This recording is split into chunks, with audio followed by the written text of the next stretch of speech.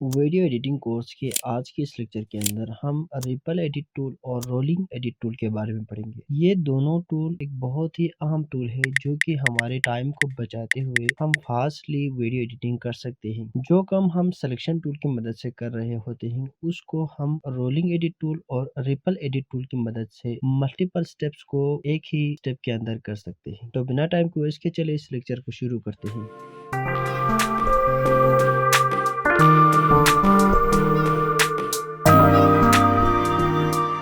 तो इसके लिए यहाँ पर मैंने एक न्यू प्रोजेक्ट क्रिएट किया है और मैंने यहाँ से 3-4 क्लिप्स को यहाँ पर इंपोर्ट की रखी है। उसी क्लिप्स की मदद से मैंने यहाँ पर एक सीक्वेंस क्रिएट किया है। तो आप यहाँ पर देख सकते हैं एक मेरा क्लिप्स ये है, दूसरा एक क्लिप्स ये है, तीसरा एक क्लिप्स ये है। फॉर एग्जाम्पल जब आप इस तरह के प्रोजेक्ट के ऊपर या किसी भी और प्रोजेक्ट के ऊपर काम कर रहे होते हैं तो आपको किसी जगह पर एक क्लिप को आपको ट्रिप करना पड़ता है। तो इसको आप सबसे पहले तो बेसिक तरीका ये है कि आप इसको सिलेक्शन टूल की मदद से कर सकते हैं। सिलेक्शन टूल की मदद से करने के लिए सबसे पहले आपने सिलेक्शन टूल को सेलेक्ट करना है। फॉर एग्जांपल मैं यहाँ से इस क्लिप को ट्रिम करना चाहता हूँ तो इसके लिए मैं क्या करूंगा, यहाँ पर क्लिक करके इसको पूरा यहाँ से लेकर यहाँ तक ट्रिम करूंगा। तो आप ऊपर प्रीव्यू स्क्रीन के अंदर आप देख सकते हैं वहाँ पे जो हमारा लेफ्ट वाला जो फ्रेम है, वीडियो का फ्रेम है, वो कम हो रहा है। ठीक है, इसी तरह जो राइट वाला जो फ्रेम है ना वो पूरा पूरा जीरो पर है, उसके ऊपर कोई फर्क नहीं पड़ रहे है। तो मैं यहाँ से यहाँ तक ट्रिम करके मैं इसको माउस यहाँ से छोड़ देता हूँ तो दोनों क्लिप के दरमियान एक स्पेस बन जाते हैं। तो हम सिलेक्शन टूल की मदद से जो पीछे क्लिप रह चुका है उसको हम यहाँ से उठाकर पहले वाले क्लिप के साथ इस तरह से जोड़ा सकते हैं। तो इस तरह का जो ट्रिम्स करने वाले जो काम है इसको हम सिलेक्शन टूल की मदद से भी इस तरह से कर सकते हैं। तो इसी तरह सिलेक्शन टूल की मदद से जब आप कर रहे होते हैं तो सबसे पहले आपको ट्रिम करना पड़ता है, फिर जो स्पेस रह गया है उसको खत्म करने के लिए जो प्रीवियस जो क्लिप्स पीछे रह चुके हैं इसको हमें उठाकर पहले क्लिप के साथ जोड़ना पड़ता है। तो यही सारे काम को हम एक स्टेप में कर सकते हैं, वो भी दो टूल की मदद से। एक का नाम है रिपल एडिट टूल, दूसरा है रोलिंग एडिट टूल। रिपल और रोलिंग एडिट टूल आपको कहाँ से मिलेंगे, यहाँ पर जो सिलेक्शन टूल के बाद तीसरे नंबर पर जो टूल आपको दे रहे हैं ये टूल है। जब आप इसके ऊपर डबल क्लिक करेंगे तो आपके सामने यहाँ पर 3 टूल आपको देखने को मिलेगा। एक है रिपल एडिट टूल और रोलिंग एडिट टूल और red scratch tool. Red scratch tool को हम बाद में देखेंगे, लेकिन अभी के लिए हम रोलिंग और रिपल एडिट टूल को पढ़ेंगे। सबसे पहले हम रिपल एडिट टूल को पढ़ते हैं।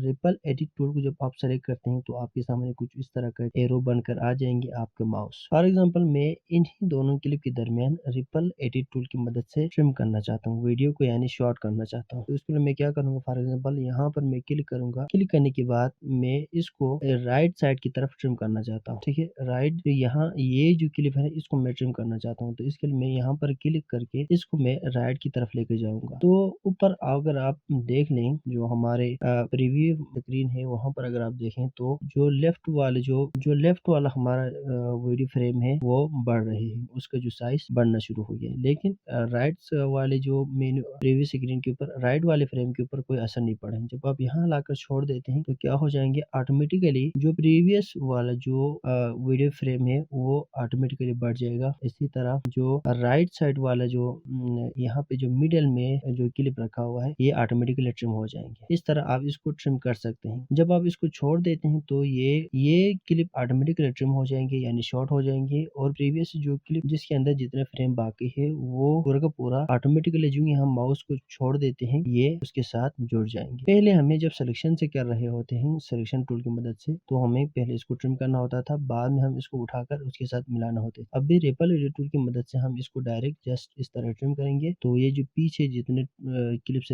बच चुके हैं वो ऑटोमेटिकली क्लिप हमने ट्रिम किया है उसके साथ ऑटोमेटिकली जुड़ जाएंगे। उसी तरह इसी काम को आप रोलिंग एडिट टूल की मदद से भी कर सकते हैं। रोलिंग एडिट टूल को सेलेक्ट करने के लिए यहाँ पर आपने इसे रिपल एडिट टूल के ऊपर डबल क्लिक करना है, यहाँ से आपने रोलिंग एडिट टूल को सेलेक्ट करना है। तो रोलिंग एडिट टूल सेलेक्ट हो चुका है। यहाँ से फॉर एग्जांपल मैं इसी क्लिप को दोबारा ट्रिम करके दिखाता हूँ। इसमें एक छोटा सा डिफरेंस है रोलिंग एडिट टूल और रिपल एडिट टूल के दरमियान, बाकी का जो वर्किंग है बहुत सेम है। तो फॉर एग्जांपल मैं इस राइट साइड वाले को ट्रिम करना चाहता हूँ, यानी इस क्लिप को मैं शॉर्ट करना चाहता हूँ। इसके लिए मैं क्या करूंगी, इन दोनों के दरमियान क्लिक करके मैं इसको इस तरफ लेके आऊंगा। जब आप इसकी तरफ लेफ्ट साइड की तरफ जब आप इसको ट्रिम कर रहे होते हैं तो आप ऊपर प्रीव्यू स्क्रीन के अंदर आप देख सकते हैं जो हमारे लेफ्ट वाला जो क्लिप है वो उसका जो फ्रेम है, उसका जो ड्यूरेशन है कम होना शुरू हो चुका है, जबकि हमारे राइट वाला जो क्लिप है वो बढ़ना शुरू हो चुके हैं। अगर आप ऊपर देखें प्रीवियस स्क्रीन के अंदर तो आपको नजर आ जाएगा। फॉर एग्जांपल ये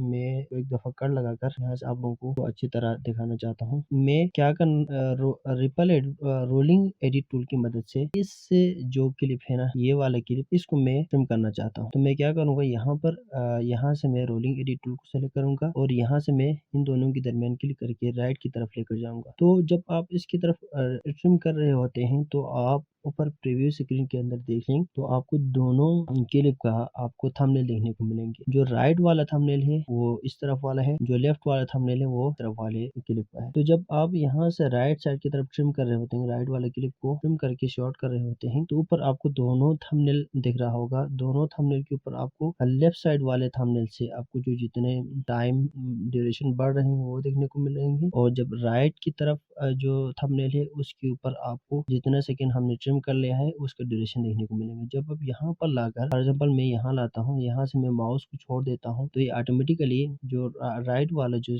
क्लिप है वो ट्रिम होकर स्टार्ट हो जाएंगे, और लेफ्ट वाले जो क्लिप के अंदर जितने की फ्रेम बच चुके हैं वो सब के सब निकल कर यहाँ से उसके साथ जुड़ जाएंगे। तो ये दो छोटे टूल है, रिपल एडिट टूल और दूसरा रोलिंग एडिट टूल, जिसकी मदद से हम जो सिलेक्शन टूल की मदद से काम कर रहे होते हैं, उस स्पीड को बढ़ाने के लिए, टाइम को बचाने के लिए हम रिपल और रोलिंग एडिट टूल का इस्तेमाल करते हैं। आज की इस लेक्चर के अंदर हमने रिपल और रोलिंग एडिट टूल को पढ़ा है। तो उम्मीद करता हूँ ये लेक्चर आप लोगों के लिए बहुत अच्छा लगा होगा। अगर पसंद आए तो इसको लाइक कीजिए। कोर्स को अभी तक ज्वाइन नहीं किया है तो चैनल सब्सक्राइब करके कोर्स ज्वाइन कीजिए। मैं मिलता हूँ इस कोर्स के नेक्स्ट लेक्चर में, तब तक के लिए अल्लाह हाफिज।